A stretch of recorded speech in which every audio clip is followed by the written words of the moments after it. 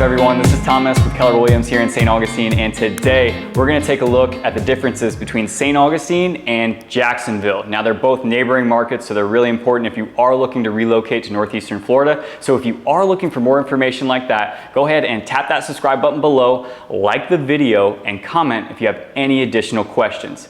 If you need any further assistance, reach out to me directly, whether that's a call, a text, or email. It goes directly to my phone. I'm the guy answering it, so whether it's a call, text, or email, I'm here to help. So today, we're gonna cover population, home price data, schools and taxes in the area, as well as crime, and also sports and entertainment. So the first thing to note is that Jacksonville is a much larger population than St. Johns County, where St. Augustine is located. Jacksonville is part of Duval County, and that's going to have a population of about 950,000 people. That's from the most recent census report, so it's probably a little bit over 1 million at this point, but as of the most recent information, this is what I have, it's 950,000 people.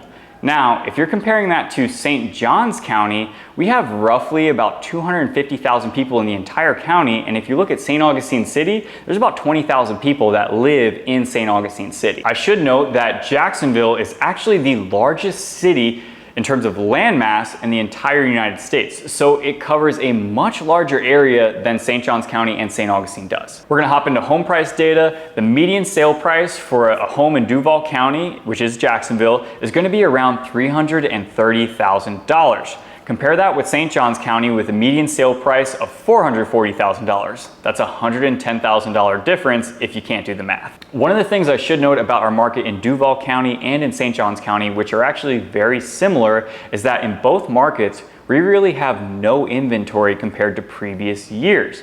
Now, if you're looking at Duval County, it's going to be much more competitive than St. Johns County, even though there is a difference about $110,000 in the median sale price.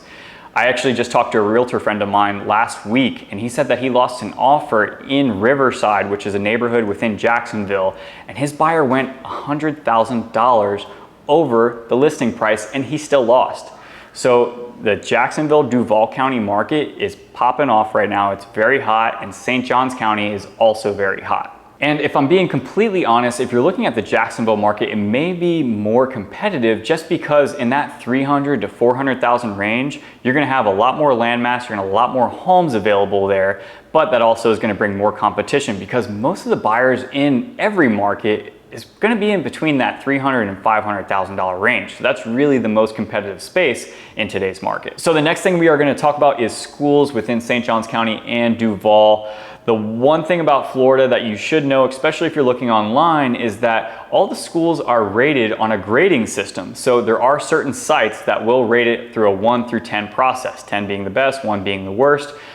In Florida, it's not done like that. It's all done off of grades. So if you're the best school, you're gonna have an A rating. If you're the worst school, you're gonna have a D or an F rating.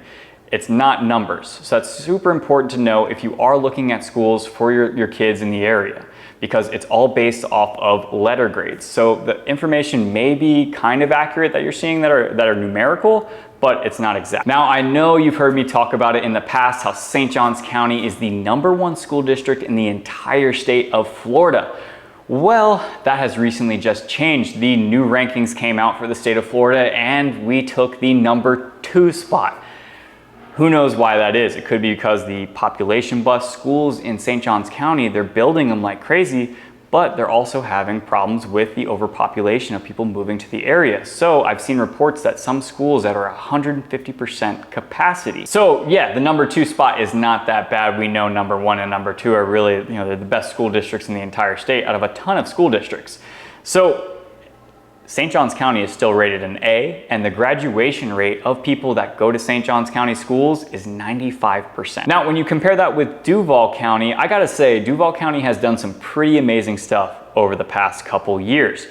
This past year, they were 1 percentage point off from being that A rating, and they came in at a high B. Now, maybe that's not something to you, but if you actually look at the graduation rate over the past 5 years, they've changed their graduation rate from 80%, so 8 out of 10 kids graduating, to 9 out of 10 kids graduating within the past 5 years. So that's a pretty amazing statistic to compare to St. Johns County. Now we're gonna talk about taxes. This is gonna be the money coming out of your pocket to live in the area and support the area that you live in. So the taxes in St. Johns County for sales tax is going to be 6.5%. If you compare that with Duval County, they're going to be a percentage point higher at 7.5%. So for every $100 you spend in Duval County, you'd save $1 in St. Johns County based off of sales tax. Now I should also mention that St. Johns County has talked about just very recently that they're going to raise their sales tax up to an even 7%. So it'd be a 7% versus a 7.5% in Duval County versus St. John's. The next tax you need to worry about is going to be property taxes. So in Duval County, you are going to pay a little bit more in taxes than you're going to pay in St. Johns County. When you're looking at a comparison of the two, buying a $400,000 home in Duval County, you should expect to pay about $7,000 in taxes.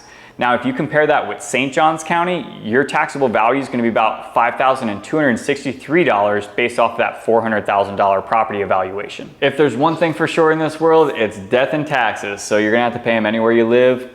Just got to be comfortable with it. Jacksonville has one of the lowest unemployment rates amongst cities in the entire nation. And that's since COVID. So we've rebounded pretty good since COVID's happened. A lot of people have moved here. A lot of businesses moved here, so we're seeing the benefits of that decision. Jacksonville is a large logistics hub. You have people that are bringing in goods from all over the world right into the transloading facilities that are in Jacksonville. You have I-95, which runs north and south. You also have I-10, which runs east and west.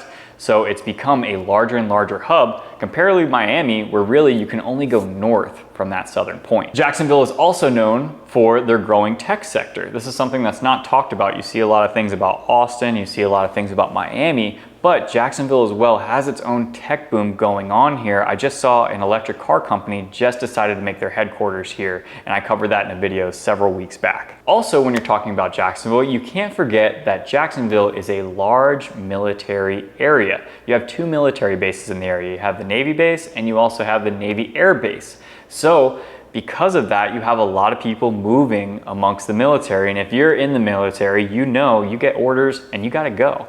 And you gotta relocate to a different area. So it just depends on your orders, but Jacksonville has that major employer in the area, which is gonna be the Navy. The main employers in the area are gonna be the Navy, the Duval County Public School System, the City of Jacksonville Administrative System, as well as Baptist Health, which is a large hospital here in the area. So when you're comparing Jacksonville to St. Johns County, the one thing to know about St. Johns County is that it is the lifeblood of St. Johns County is the tourist industry. So we have a large hospitality sector within St. Johns County.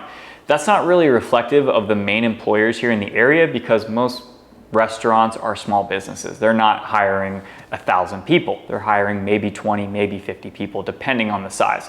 But that doesn't change the fact that hospitality is the main source of income here in St. Johns County because we are a very large vacation rental market. The main employers in St. Johns County are going to be the St. Johns County Public School System, Flagler Health Plus, St. Johns County Public Administration, Northrop Grumman, they make planes for the military, and you're also going to have the National Guard, which has their headquarters in St. Johns County. The next topic we're going to talk about is sports in the area. Now, if you like football, the Jacksonville Jaguars are going to be your place to go. Maybe you're not even a fan of the Jags because honestly, they haven't been that good since 1998 when they first started, but there are some glimmers of hope here and there, and fan spirit remains at an all-time high, regardless of how shitty they've been over these past years. It's kind of, in a way, like being a Mets fan. You know, the Mets are good sometimes, and then a lot of times they're not. Luckily for me, I'm a Yankees fan. But maybe football isn't your thing. Maybe you like to golf. Maybe you like baseball. Whatever that is, there's definitely opportunity to do that here in St. Johns County and in Duval County. In Duval County, you're gonna have the Jacksonville Jumbo Shrimp. When I was a kid, they were called the Jacksonville Suns, but because of the large shrimping industry out in Mayport, they've now changed it to the Jacksonville Jumbo Shrimp, which kind of gives you that more local vibe, but they have a lot of great incentives to go there, drink a lot of beer, and watch some baseball. Aside from baseball, they do also have hockey, even though it's god-awful hot in here in Florida. They do have the Jacksonville Icemen, which play on the East Coast Hockey League. So they're not exactly professional, but they're right there. You know, they are professional, but they're not the top tier of the NHL. Now, that's probably going to be one of the major downsides of St. Johns County. We don't have the St. Augustine Jaguars. We don't have the St. Augustine Jumbo Shrimp. You know, we have Flagler College, which has a couple of sports teams. We have a lot of high schools that do really, really well in their sports, whether that's football, basketball, swimming. They're crushing it out here. I know a lot of state championships have come through the high schools here in the county.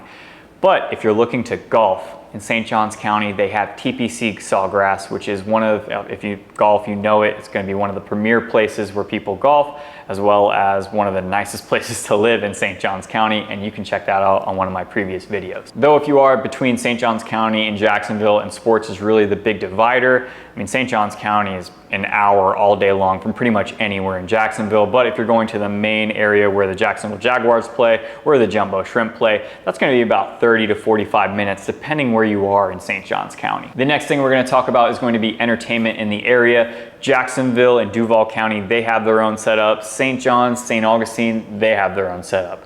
You can literally have fun in both areas. It really just depends on what you personally like. Now in Jacksonville, it's home to some of the most beautiful beaches, as well as St. Augustine is, but they also have, on top of that, they have Top Golf, which is a really fun game if you like to play golf, and it's more of an interactive thing with friends. They also have the Autobahn, they have the Timucuan Preserve, they have the Jacksonville Zoo. If you want to catch a concert, you go over to the Daly's Place. If you want to catch a comedian, you go over to the Florida Theater. And they have tons of food and dining in the area. If you want to go down to Riverside, you can take a walk, and there's tons of bars and restaurants in the area for you to check out. Now, when you compare that with St. Johns County, I am a little biased. I live in St. Johns County myself. I love it there. But the main things to do in St. Johns County are going to be the beaches. You're going to have the historic area. You're going to have Castillo de San Marco. You're going to have St. George Street, Aviles, which is the oldest street in America. And you're also going to have the St. Augustine Amphitheater. You're going to have a whole bunch of food and dining in the area. I know that the St. Augustine Distillery, they make a lot of great spirits. And then also Old Citygate Distillery, they just got ranked the #2 distillery in the entire United States. Then if you're looking for food, I mean, there's plenty of great options within St. Augustine and St. Johns County. But if you're looking for something a little more unique, there is a Peruvian restaurant named Llama. That was named top 100 restaurants in the entire United States. And it's fantastic. If you're looking for a culinary experience, go there. If you're looking for waterfront dining, you got Caps on the Water. And that's like 150 feet of waterfront. Over the intercoastal, you can see planes flying down and landing and taking off. It's amazing. Aside from all that, if maybe you're just a history buff, there's tons of history in the area. You can take tours, you can walk around, you can see all the history, because a lot of the homes have been preserved in that historic district. So there's homes that date back to the colonial quarter. So you'll see some really old homes that are actually now turned into commercial property for you to shop in. The last thing that we're going to cover here today is going to be the crime in the area and the difference between Duval County and St. Johns County. Now, I took all of these stats from the Florida Department of Law Enforcement, so you can have that same info if you'd like. I put the link in the comments below, so go ahead and check it out if you are worried about crime in the area. Now, when comparing St. Johns County to Duval County, St. Johns County is going to have significantly less crime. Duval County is going to have 3,888 crimes per 100,000 people. Now compare that with St. Johns County, that's only going to have 1,187 crimes per 100,000 people.